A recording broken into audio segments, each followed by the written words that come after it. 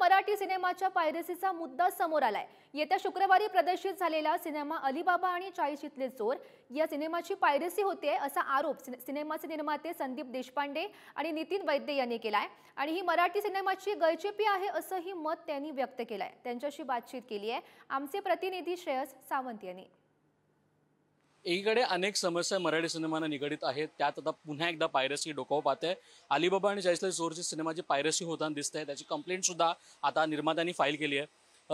एकीकडे अनेक समस्या आहेत आपल्याकडे समोर आहेत, OTTवर मराठी सिनेमा घेतला जात नाही, प्राईम टाईम नाही, त्यात अजून एक समस्या म्हणजे पायरसीची पुन्हा एकदा उद्भवते। नाही, मला आश्चर्य काय वाटतं, मी आता संदीप किंवा नितीनला तेच विचारलं, ही पायरसी करण्यात कोणाचा फायदा आहे?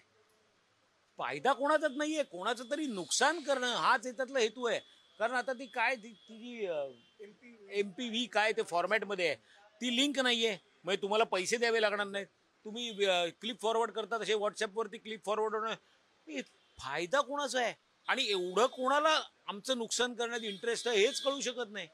सर, निर्मात्याला किती मोठ्या समस्येला आता सामोरं जावं लागणार आहे, कारण आपण नेहमी म्हणतोय की लोक सिनेमागृहात येत आहेत पण त्यात सुद्धा पायरसी होतात।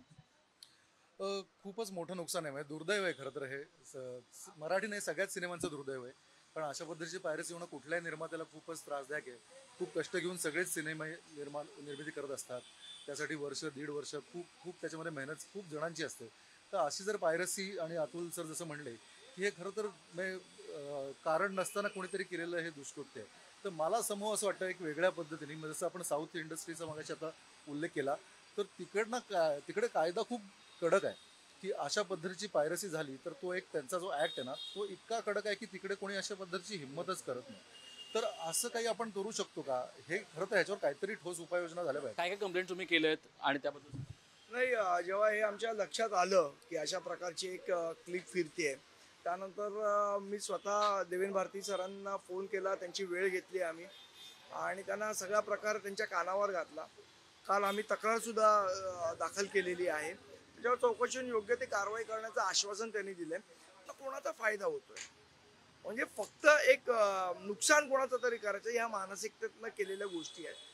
मला असं वाटतं त्यांनी करू नये आणि प्रेक्षकांना पण आम्ही आवाहन करतो की जर लोकांना चांगल्या गोष्टी बघाव्याशा वाटत असतील तर त्यांनी त्या थिएटरमध्ये जाऊन किंवा जे काही लिगल प्लॅटफॉर्म्स आहेत तिथनंच या गोष्टी बघाव्यात अशी आमची विनंती आहे।